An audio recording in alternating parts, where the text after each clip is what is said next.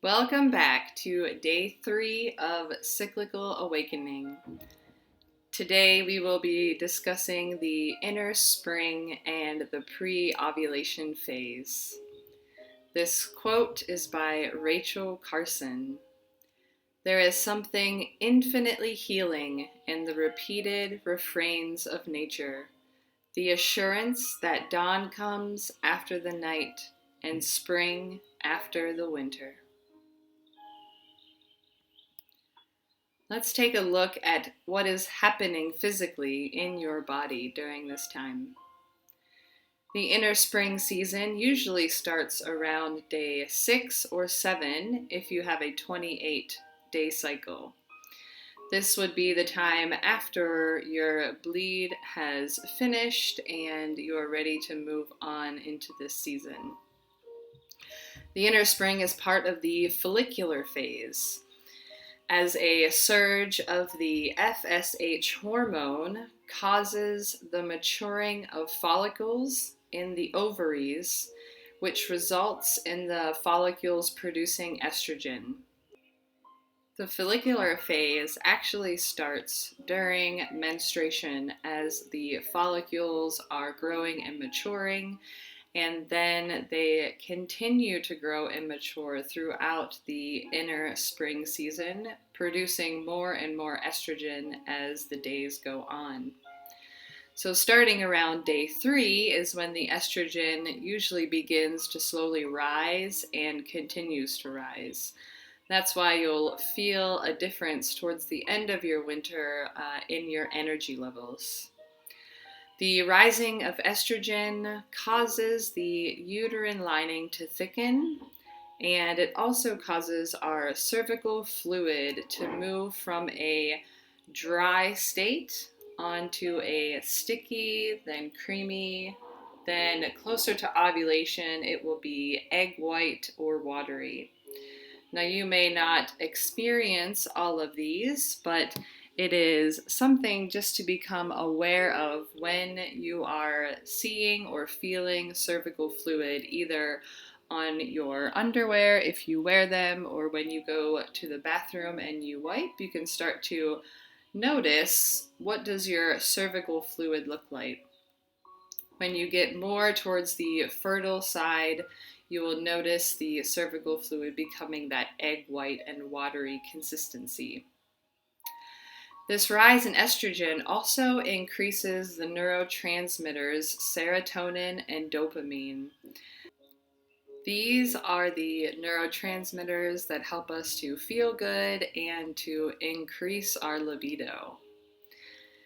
So this also positively influences the left hemisphere of our brain. We will notice increased cognitive function, verbal articulation, and memory retention during the inner spring season. When we move to the energetic body of the inner spring, we will see that there is a dance between our inner and our outer worlds.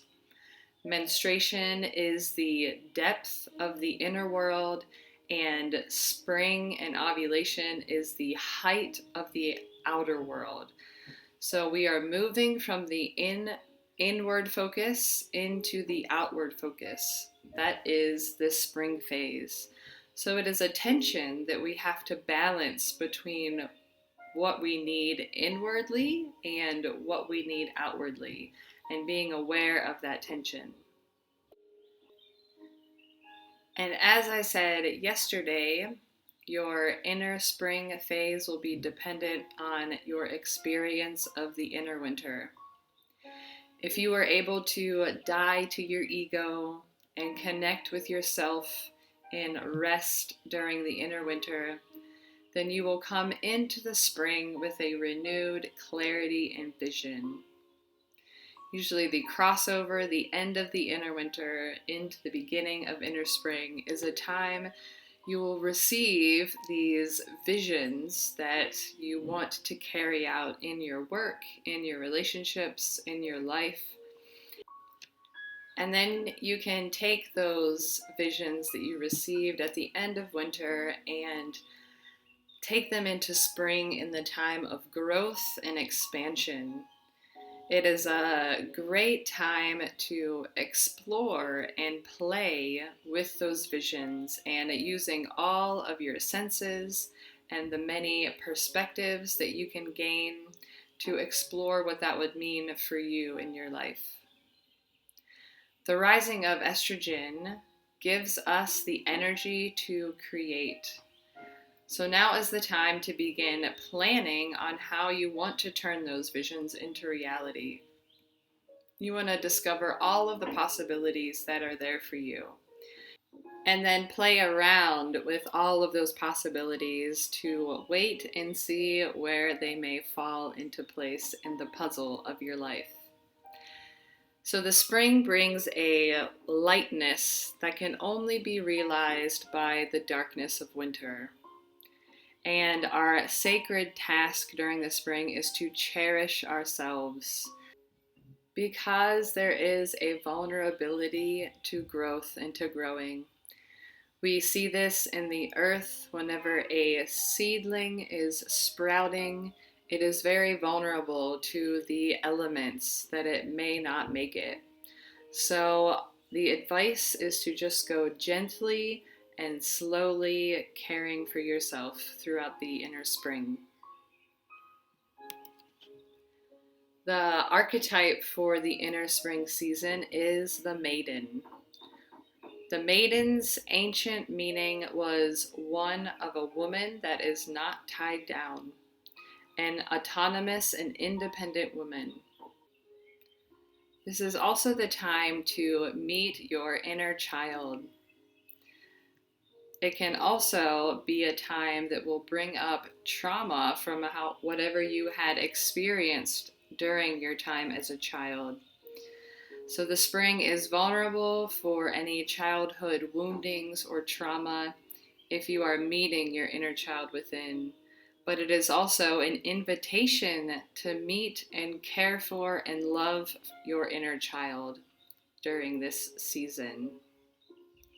It is a time to connect to your innocence, to rediscover what it was like before being wounded by the world.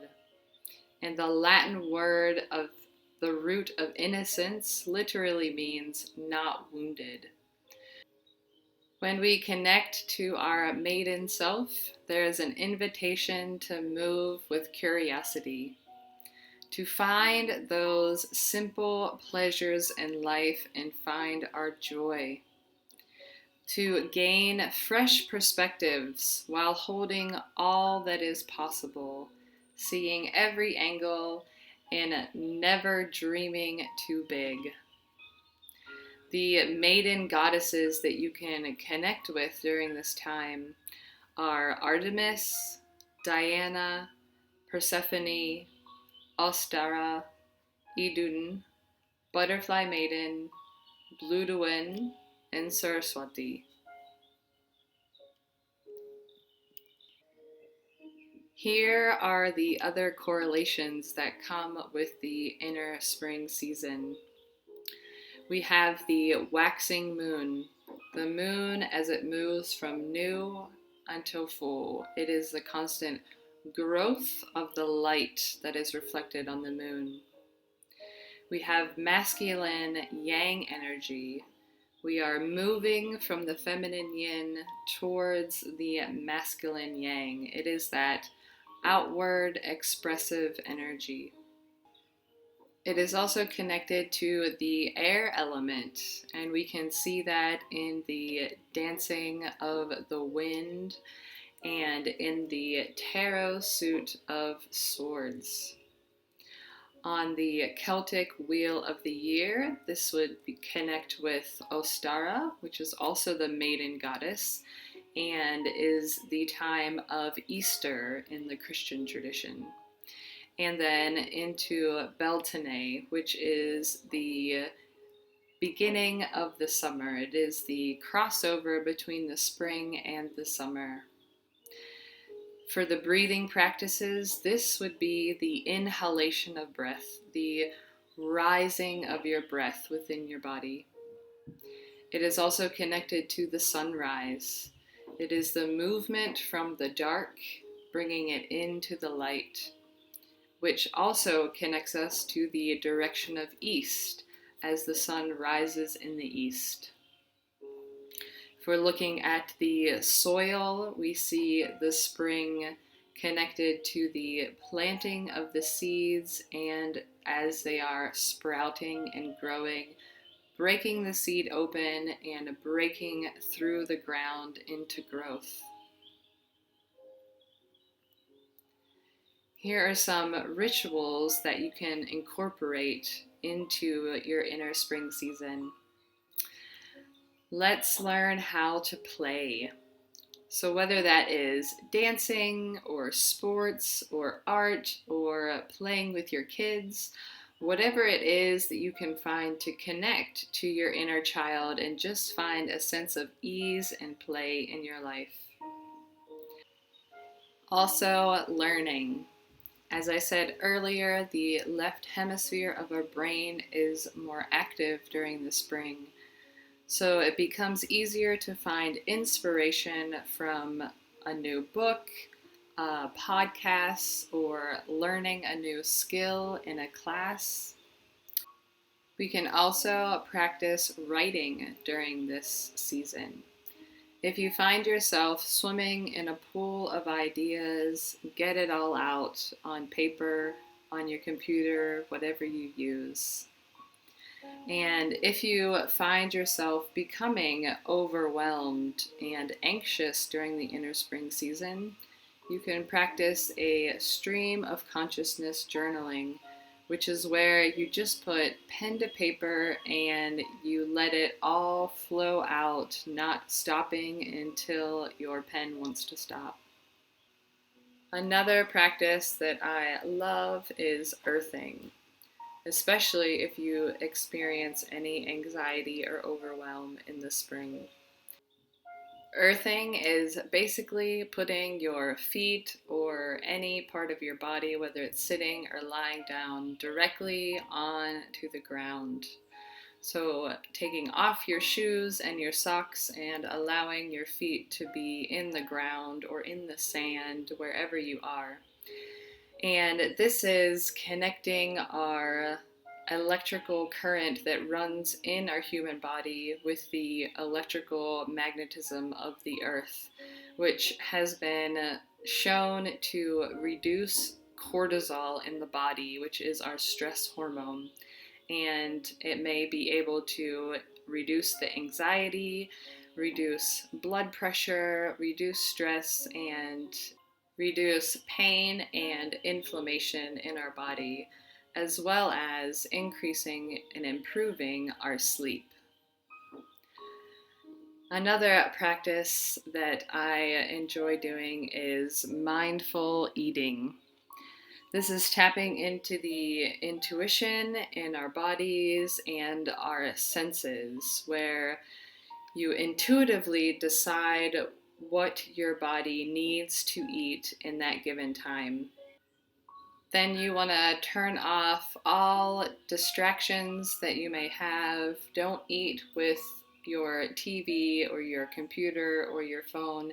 Just sit with your food and focus on the actual food and what it smells like, what it tastes like, what is the texture, and slowly chewing it. You can chew for 20 to 30 times before swallowing, taking a conscious breath in between each swallow, and just becoming more mindful of where your food came from, where it grew, being thankful for the earth that it grew from, for the people that grew it, and turning into that gratitude, which is also an amazing practice for the inner spring season.